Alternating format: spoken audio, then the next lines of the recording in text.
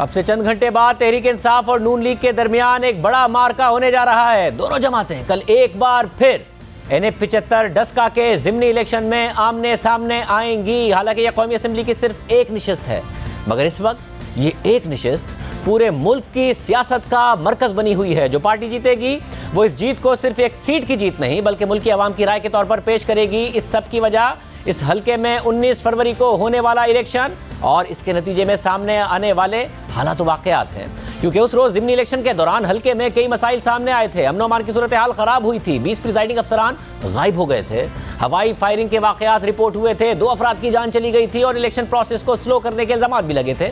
इसी बुनियाद पर इलेक्शन कमीशन ने 25 फरवरी को ज़िमनी इलेक्शन को कलअदम करार दिया था। अहम बात यह है कि इलेक्शन कमीशन के फैसले के खिलाफ तहरीक इंसाफ के उम्मीदवार ने सुप्रीम कोर्ट से रुजू किया था और इस्तदा की थी कि पूरे हल्के में दोबारा इलेक्शन के बजाय सिर्फ मुतनाज़े पोलिंग स्टेशंस पर रीपोल कराया जाए। मगर 2 अप्रैल के फैसले में सुप्रीम कोर्ट ने तहरीक इंसाफ की अपील मुस्तरद कर दी थी और इलेक्शन कमीशन के फैसले को बरकरार रखा था।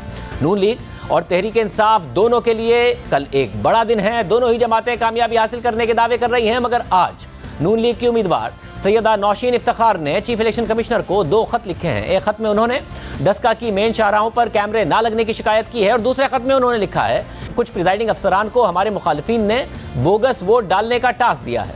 तकरीबन 100 पोलिंग स्टेशंस में ऐसा हो सकता है। नौशीन इफ्तिखार ने लिखा है कि पोलिंग अफसरान को बतौर मॉनिटरिंग अफसरान हर पोलिंग स्टेशन पर तैनात किया जा सकता है ताकि प्रिजाइडिंग अफसरान पर नजर रखी जा सके। जबकि दूसरी जानिब चीफ इलेक्शन कमिश्नर कल खुद ज़िमनी इलेक्शन की निगरानी करेंगे।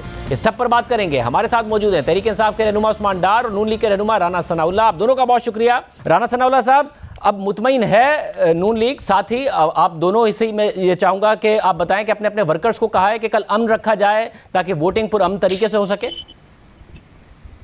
देखिए, जहाँ तक इलेक्शन कमीशन के इक़दामात का तल्लुक़ है वो काफ़ी एग्रेसिवली हो रहे हैं। उन्होंने लॉ एंड ऑर्डर की सूरत हाल को कंट्रोल करने के लिए रेंजर्स के साथ साथ फ़ौज की मदद भी हासिल की है।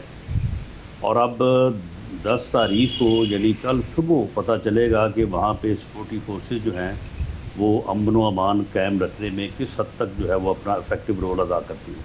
बाकी इससे आगे जो प्रिजाइडिंग ऑफिसर्स हैं जिनके मुतल्लक पिछली दफ़ा भी हमें शिकायत थी कि 150 के करीब जो है वो प्रिजाइडिंग ऑफिसर इनके हैंड पिक थे, क्योंकि प्रिजाइडिंग ऑफिसर की लिस्ट जो है वो डिप्टी कमिश्नर मुहैया करता है और डिप्टी कमिश्नर जो है वो गवर्नमेंट का हिस्सा है।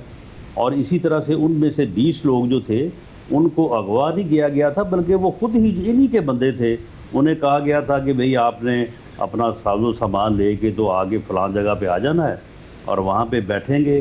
बाकी 341 पोलिंग स्टेशन का रिजल्ट इकट्ठा होगा, अगर जीत रहे हो तो आपको उसी तरह भेज देंगे, अगर कोई कसर हुई तो फिर आपके बक्से खोलेंगे, वहाँ पे वोट भुगताएंगे। और फिर वहाँ पे जब ये 341 पोलिंग स्टेशन से कुछ 4000 वोटों से हार रहे थे तो फिर वहाँ पे पूरी रात जो है उन 20 प्रिजाइडिंग ऑफिसर्स के रिज़ल्ट चेंज किए गए और कोई 85% तक वहाँ पे जो है वो पोलिंग का रेशो उन स्टेशन पे गया। वो हुआ राजा साहब इस बार के हवाले से। मगर मैं डार साहब आपकी तरफ आते हुए कारकुनों को आपने भी पैगाम दिया है कि पुरअमन रहें और प्रिजाइडिंग अफसरान सारे वक्त पर पहुंच जाएंगे इस दफ़ा।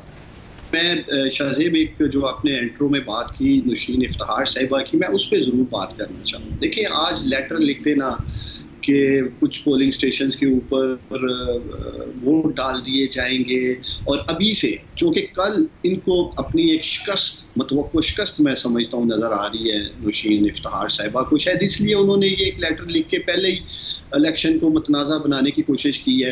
ये कैसे मुमकिन है? प्रिजाइडिंग ऑफिसर्स जो कि इलेक्शन कमीशन का अमला है, इलेक्शन कमीशन की निगरानी में वो लोग बॉक्सेस को खोलेंगे, बॉक्सेस में जो वोट डाले जाएंगे वो गिने जाएंगे और अभी से कह देना कि वहाँ 100-100 200 वोट जो हैं कल डाले जा रहे हैं तो आप अभी से कैमरे लगा दें। ये असल में शाहजेब PMLN का एक धांधली के खिलाफ एक बयानिया जो रहा है 2018 को, उसको तकवीत देने के लिए या उसको सच साबित करने के लिए ये सारा ड्रामा रचाया जा रहा है। राना साहब, ये जो डार साहब कह रहे हैं कि आप लोगों को अपनी शिकस्त कल नजर आ रही है, इसलिए आप लोग पहले ही धांधली की बात करना शुरू हो गए हैं कि इस किस्म के वाकयात होंगे। हालांकि इलेक्शन कमीशन ने बहुत ज़्यादा अच्छे इंतजाम किए हैं।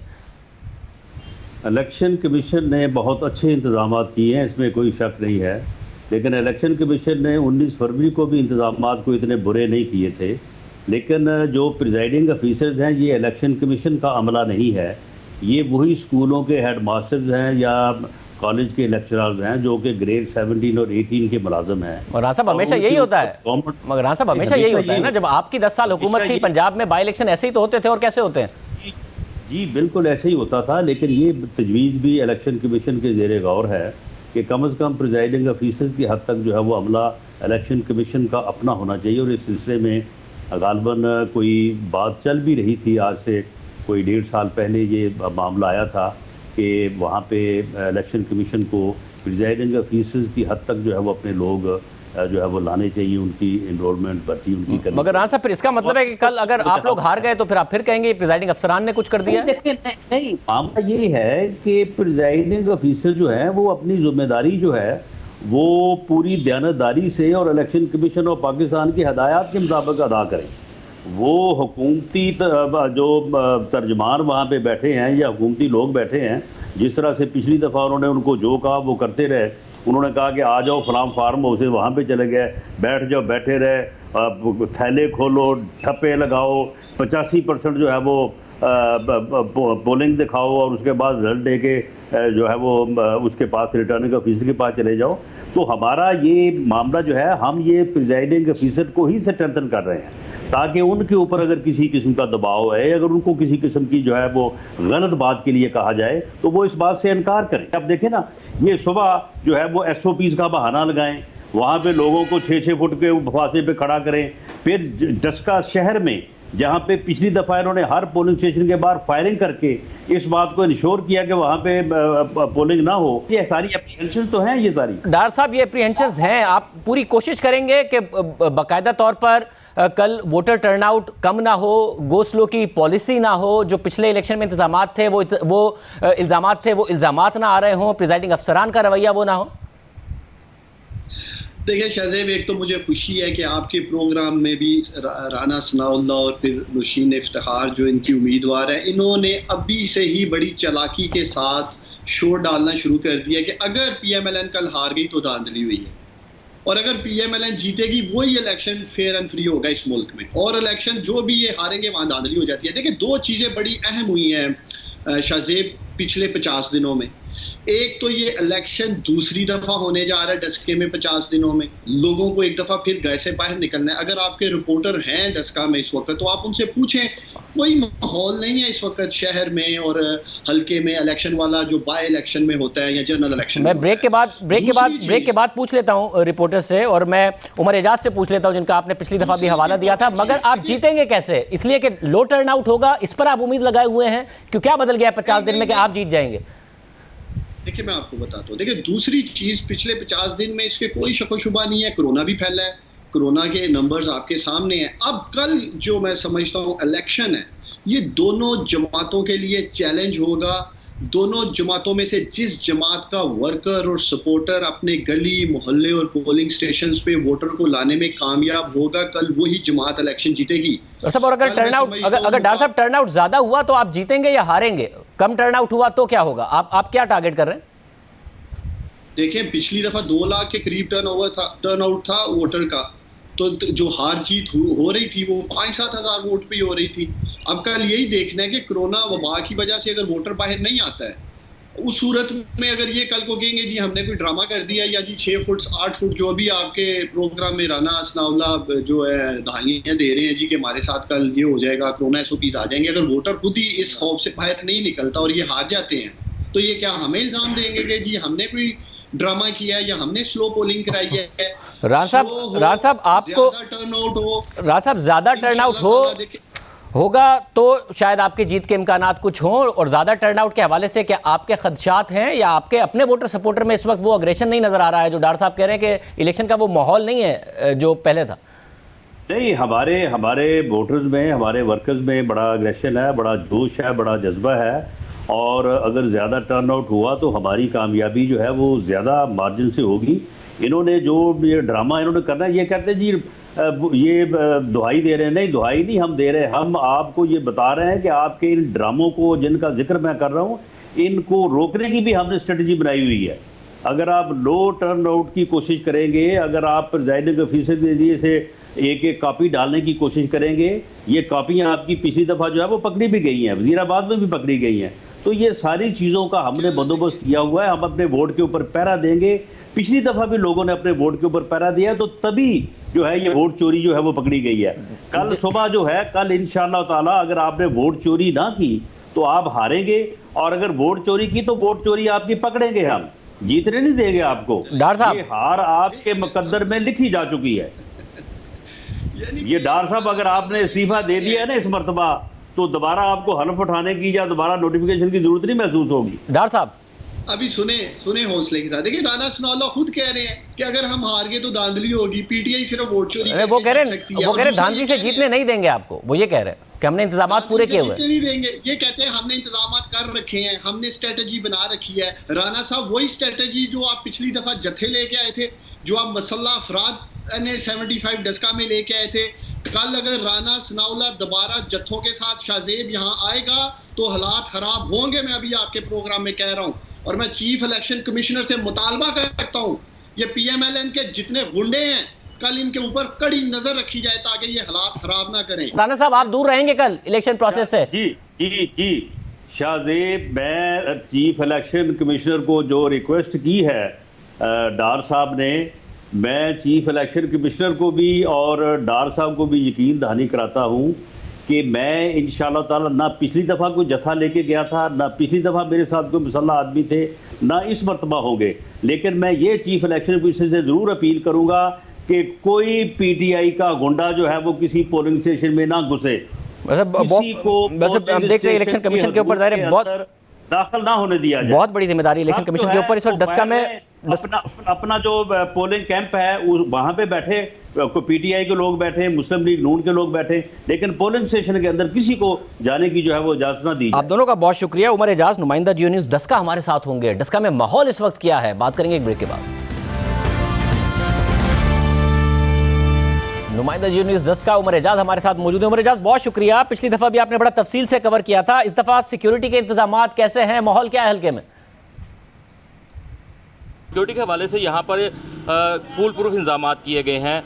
आपको बताता चलूँ कि 4162 पुलिस एहलकार यहाँ पर तैनात किए गए हैं डस्का में, जबकि रेंजर्स के 1048 जवान जो है वो यहाँ पर अपनी ड्यूटी सर अंजाम देंगे, जबकि 10 पाक फ़ौज के जो दस्ते हैं वो बतौर क्विक रिस्पांस फोर्स जो है वो यहाँ पर तैनात किए गए हैं किसी भी नाशुमार वाक़े से निपटने के लिए।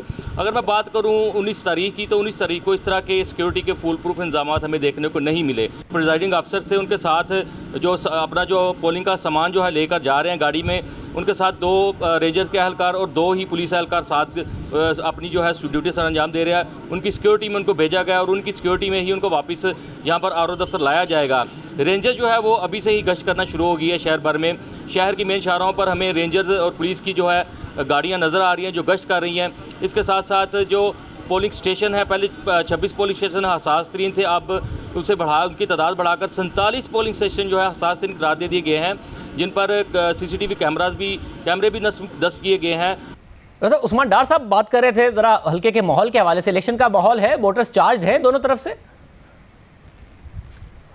हमने जो सर्वे किया है गुज़श्ता दिनों में, हमने देखा है कि वोटर जो है काफ़ी चार्ज है। वो किसी भी पार्टी का वोटर है वो वोट कास्ट करने के लिए जो है वो इसी इंतज़ार में है कि यहाँ पर पोलिंग हो, और वो उम्मीद करते हैं कि पोलिंग जो है वो पुरअमन हो। शहरियों का एक ही मुतालबा हमने देखा है वोटर्स का कि वो उनको तहफ़्फ़ुज़ चाहिए, तहफ़्फ़ुज़ फराहम किया जाए और वो वोट ज़रूर कास्ट करेंगे। आपको बताऊँ कि यहाँ पर हमें लग रहा है कि रद्द-ए-अमल शदीद आएगा पब्लिक की जानिब से, वोटर्स की जानिब से, क्योंकि पिछली दफ़ा जो है बार बार पोलिंग रोकी जाती थी, लेकिन जब पोलिंग रोकी जाती थी फायरिंग का वाक़या हो जाता था या कोई और वाक़या रोनमा होता था, किसी भी वजह से जब पोलिंग रोकी जाती थी तो वोटर्स को बाहर निकाल दिया जाता था। लेकिन वोटर को जब बाहर निकाला जाता था तो वोटर घर जाने के बजाय सड़कों पर ही हमें नज़र आया कि उनकी ये कोशिश थी कि हम वोट कास्ट ज़रूर करें।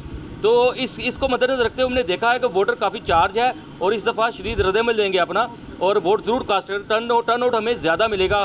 ख़ास तौर पर हमने बाज़ारों में जो ख़वातीन से बातचीत की है, बाज़ारों में हमें जो मिला है, जो आम शाहराहों पे जो हमने देखा है कि ख़वातीन की एक बड़ी तादाद जो है वो जो है वोट कास्ट करने के लिए तैयार हैं। 10 अप्रैल को उनका ये कहना है कि हम अपना वोट ज़रूर कास्ट करेंगे। पिछली दफ़ा हमें वोट कास्ट नहीं करने दिया, उनको गुस्सा है और उस गुस्से में वो बाहर निकलेंगे। बहुत शुक्रिया। हुकूमत के लिए एक और मुश्किल खड़ी होती नजर आ रही है, उस पर बात करेंगे एक ब्रेक के बाद।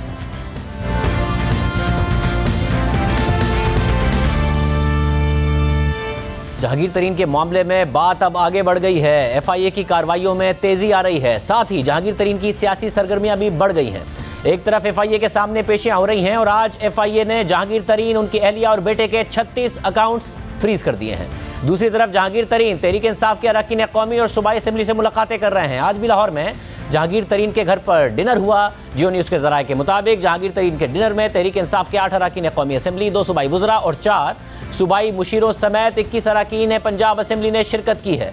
तहरीक इंसाफ के अंदर नई ग्रुपिंग हो रही है। एक ग्रुप है जो जहांगीर तरीन के मौक़िफ़ की हिमायत कर रहा है और साथ ही हुकूमत की कारकर्दगी पर भी सवाल उठा रहा है, जबकि दूसरा ग्रुप एफआईए की कार्रवाइयों की हिमायत कर रहा है और कह रहा है कि कोई भी कानून से बालातर नहीं है। इस डिनर से पहले जहांगीर तरीन और उनके बेटे अली तरीन आज एफआईए के सामने पेश हुए। जहांगीर तरीन पेशी के बाद मीडिया से बात किए बगैर ही रवाना हुए। इससे पहले जब मंगल को जहांगीर तरीन लाहौर की अदालत में पेश हुए थे तो उन्होंने मीडिया से बात भी की थी और कहा था, मैं तो दोस्त था, दोस्त ही रखें, दुश्मनी की तरफ मत धकेलें। मगर आज जहांगीर तरीन ने मीडिया से बात नहीं की। इसके अलावा एफआईए की दरख्वास्त पर अली तरीन के 21, जहांगीर तरीन के 14 और जहांगीर तरीन की अहलिया का 1 अकाउंट यानी टोटल 36 अकाउंट्स फ्रीज किए जा चुके हैं। वफाकी वजीर दाखिला शेख रशीद से आज जहांगीर तरीन के हवाले से पूछा गया तो उन्होंने कहा कि शहजाद अकबर इन्वेस्टिगेशन के इंचार्ज हैं और वही चीनी और मनी लॉन्ड्रिंग के मामलात को देख रहे हैं। देखो, ये बड़ा हसास मसला है। मैं आपको सच कह रहा हूँ कि इस चीनी के केस को ना मैं देख रहा हूँ, मैंने अंदर भी ये मालूमात भी मुझे आपको नहीं देनी चाहिए थी, इनसे पूछी ज़रूर है मैंने। शहजाद अकबर जो हैं वो इन्वेस्टिगेशन के इंचार्ज हैं, वही देखते हैं मनी लॉन्ड्रिंग को और वही देख रहे हैं चीनी को और वही देखेंगे आगे किसी चीज़।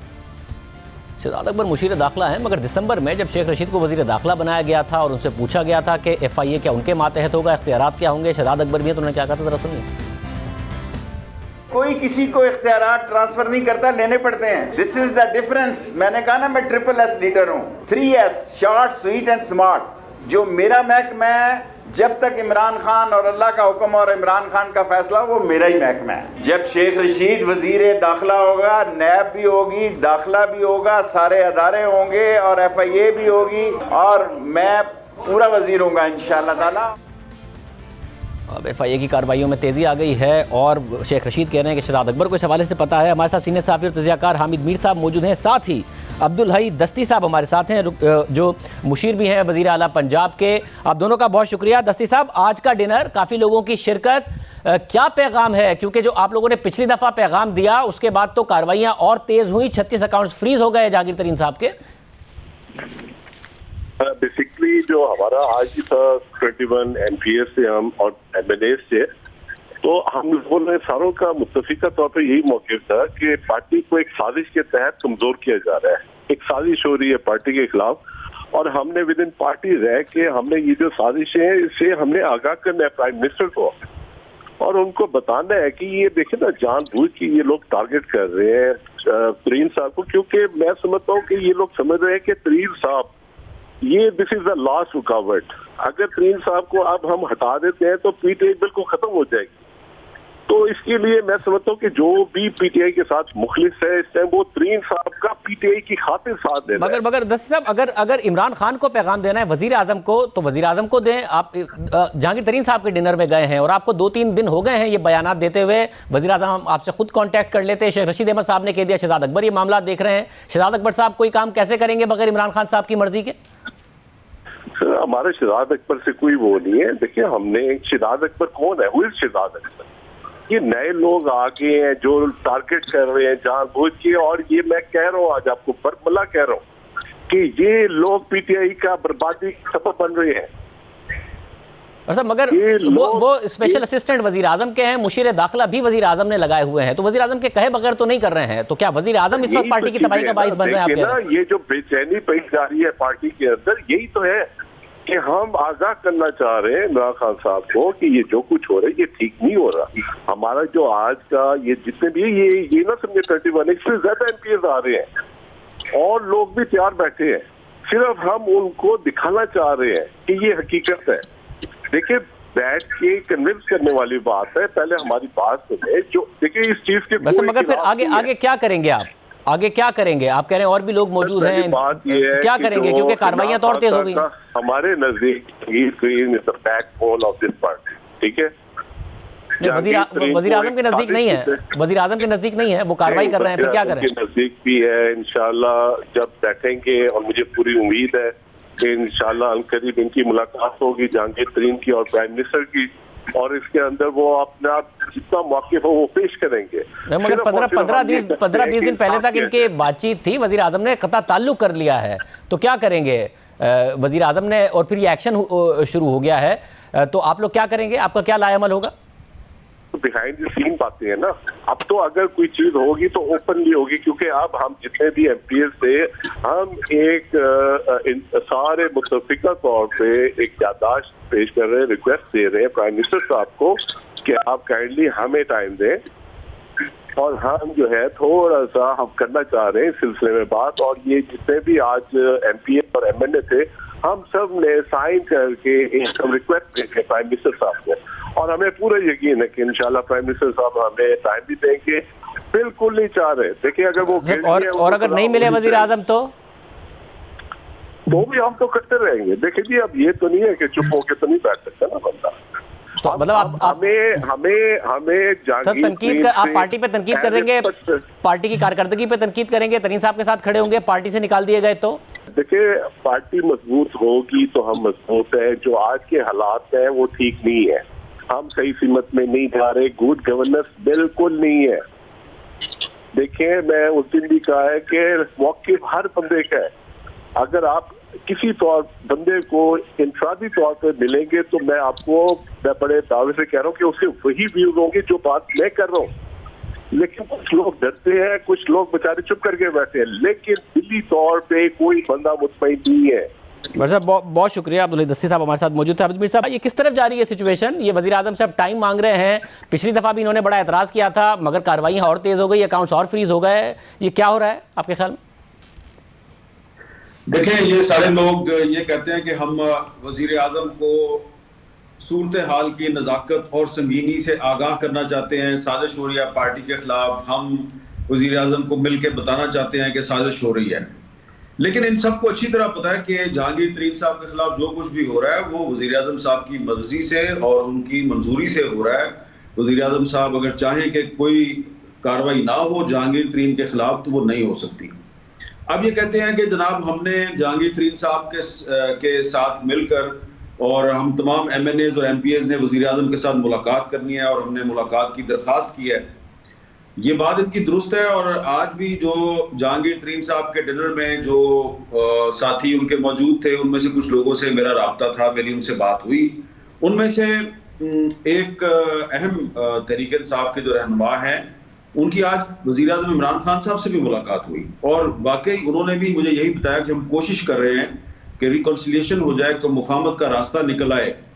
लेकिन अब दूसरी तरफ जो जहांगीर तरीन साहब की जो मुखालिफ लॉबी है पीटीआई के अंदर, वो उनमें से आज एक वजीर साहब मुझे ये पूछ रहे थे, उन्होंने कहा आप बताएं कि इस सूरत हाल में जबकि FIA इंक्वायरी कर रही है और वजीर आज़म जो है वो कुछ MNAs और MPs के दबाव में आके जहांगीर तरीन से मुलाकात करते हैं और कार्रवाई रुक जाती है, तो क्या होगा? लोग कहेंगे कि जनाब जहांगीर तरीन को NRO दे दिया।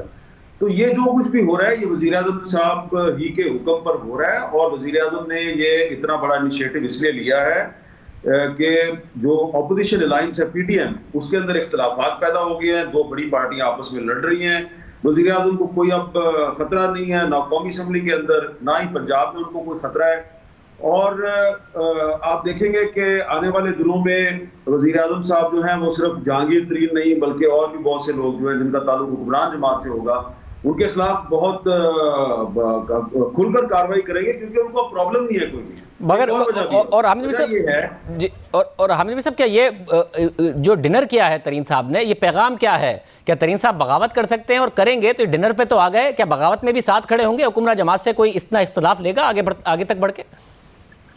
देखिए, इस डिनर में दो तरह के लोग थे। एक तो वो लोग हैं जो कि जेन्युइनली काफी अरसे से नाराज हैं। कुछ लोग वो जो है जो जहांगीर तरीन साहब और इमरान खान साहब के दरमियान सुलह करवानी चाहते हैं, उनका ख्याल है सुलह हो जाएगी। लेकिन इसमें शाजिब खानजादा सा मसला ये है कि अभी चंद हफ्ते पहले जो सेनेट का इलेक्शन हुआ था, तो सेनेट के इलेक्शन में साउथ पंजाब से पाकिस्तान तहरीक इंसाफ के कम से कम 1 दर्जन के करीब जो MNAs थे, उन्होंने पीपल्स पार्टी के उम्मीदवार को सिर्फ इस शर्त पर, इस वादे के साथ वोट दिया था कि अगले इलेक्शन में इनको मुस्लिम लीग नून का टिकट मिलेगा, और इन्होंने वोट दे दिया गिलानी साहब को, वो जीत गए। और उसके बाद गिलानी साहब की वजह से PTI के ये जो MNAs हैं ये फंस गए, और अब मुस्लिम लीग नून की और पीपल्स पार्टी की लड़ाई हो गई है। तो इमरान खान साहब को इन MNAs का भी पता है, इनमें से भी कुछ MNAs जो हैं वो आज जहांगीर तरीन साहब के साथ थे। तो मैं आपको कहना चाह रहा हूँ कि इसमें कोई शक नहीं कि अरकान कौमी असम्बली और सूबाई असम्बली की एक बड़ी तादाद जो है, बहुत बड़ी तादाद नहीं है लेकिन एक मुनासिब तादाद जो है वो जहांगीर तरीन साहब के साथ है। कुछ लोग खामोश हैं, वो भी उनके साथ हैं, लेकिन उनके पास कोई रास्ता नहीं है। वजीर आजम साहब पे अब कोई दबाव नहीं है, क्योंकि अपोजिशन अलायंस जो है वो अंदरूनी इंतशार का शिकार है। और आप देखेंगे कि अब वजीर आजम साहब कुछ इक्तिसादी हवाले से, इकोनॉमिक इश्यूज के हवाले से बहुत सख्त फैसले करेंगे। कुछ कवानीन भी कौमी असम्बली में आ रहे हैं, उनको पता है कि अपोजिशन जो है वो रेजिस्ट करने की पोजीशन में नहीं है, और वो क्रेडिबिलिटी बनाएंगे अपने 3-4 जो तहरीक इंसाफ के MNAs हैं और जहांगीर तरीन है, इनके खिलाफ कार्रवाई करके वो अपोजिशन के इस बयानिए की तरदीद कर देंगे कि जनाब ये हुकूमत और ये नैब जो है ये सिर्फ अपोजिशन के खिलाफ कार्रवाई करती है, हमारे खिलाफ नहीं करती। और जब इनके खिलाफ कार्रवाई मुकम्मल हो जाएगी तो उसके बाद अपोजिशन के खिलाफ एक बहुत बड़ा क्रैकडाउन शुरू होगा। लिहाजा ये अभी एक सिर्फ इब्तिदा है, इब्तिदाए इश्क है, आगे आगे देखिए होता है क्या। बहुत शुक्रिया हामिद मीर साहब हमारे साथ मौजूद थे, तजिया दे रहे थे। एक और आम पर बात करेंगे एक ब्रेक के बाद।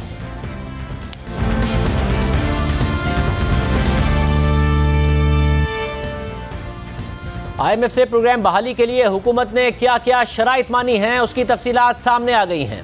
5 शराइत हुकूमत IMF प्रोग्राम बहाल करने के लिए पहले ही पूरी कर चुकी थी।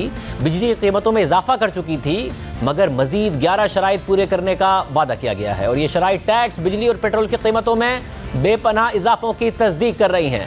हुकूमत ने IMF को अगले साल 1272 अरब रुपए मजीद टैक्स इकट्ठा करने की कमिटमेंट दी है, यानी अगले साल का बजट टारगेट 5963 अरब रुपए होगा। पेट्रोलियम लेवी के लिए 607 अरब रुपए का टारगेट रखा गया है। इसका मतलब है कि इंटरनेशनल मार्केट में तेल की कीमत इसी तरह ऊपर रही तो हुकूमत को पेट्रोल और डीजल की कीमतों में भी बहुत ज़्यादा इजाफा करना पड़ेगा, ताकि ज़्यादा से ज़्यादा पैसे जमा हो सकें और 607 अरब रुपए का टारगेट पूरा हो सके। इसके अलावा हुकूमत की तरफ से सर्कुलर डेट में कमी करने और लाइन लॉसेस और रिकवरीज में बेहतरी में नाकामी के बाद IMF के प्रोग्राम के तहत अक्टूबर तक बिजली की कीमतों में 5 रुपए 65 पैसे फी यूनिट इजाफा करना पड़ेगा, यानी बिजली की कीमतों में 36% इजाफा होगा, जिससे आने वाले सालों में 884 अरब रुपए का मजीद बोझ अवाम पर पड़ेगा। इस सख्त प्रोग्राम की वजह से वजीर आजम IMF से दोबारा मुज़ाकरात करके इन शराइत में नरमी लाना चाहते हैं, मगर IMF के पाकिस्तान में मिशन चीफ अर्नेस्टो रिगो के मुताबिक पाकिस्तान और IMF कोरोना की दूसरी और तीसरी लहर के मईशत पर असरात पर बातचीत कर रहे हैं, मगर पाकिस्तान की तरफ से अभी तक प्रोग्राम की शराइत पर दोबारा मुज़ाकरात के लिए कोई बाकायदा दरख्वास्त IMF को नहीं मिली है। IMF के मिशन चीफ का मजीद कहना था कि कोरोना के होते हुए इन सख्त शराइत के बावजूद बिजली की कीमतों में इजाफा नागुज़ीर है, क्योंकि सर्कुलर डेट में इजाफा पाकिस्तान की मुआशी तरक्की और बजट पर एक बोझ बन गया है। उन्होंने मजीद कहा कि टैक्स में इजाफा भी एक मुश्किल फैसला है और गैर ज़रूरी खर्चों को कम करना भी ज़रूरी है, ताकि सेहत, तालीम और सोशल सेक्टर में खर्चों के लिए गुंजाइश पैदा हो सके। यानी IMF की तरफ से पहले ही वाज़ेह किया जा रहा है कि कोरोना की तीसरी लहर के होते हुए टैक्स और कीमतों में इजाफे के ये फैसले सख्त ज़रूर हैं, मगर नागुज़ीर हैं। इन इक़दामात से महंगाई बढ़ेगी और वज़ीर आज़म महंगाई कंट्रोल करने का एक बार फिर वादा कर चुके हैं। मार्च में महंगाई 9% से ज़्यादा, यानी हुकूमती टारगेट से ज़्यादा रही। खाने पीने की चीज़ों में मार्च में 14% से ज़ायद इजाफा हुआ, और आज जो अप्रैल के पहले हफ्ते के आदाद शुमार खुद हुकूमत ने जारी किए हैं, उसके मुताबिक खाने पीने की अशिया में गुज़िश्ता साल के मुकाबले में 18.4% इजाफा हुआ है। अगर महंगाई कंट्रोल ना हुई तो इस शरह से अप्रैल के महीने में कंज्यूमर प्राइस इंडेक्स 10% से ऊपर जाने का खतरा है। अल्लाह।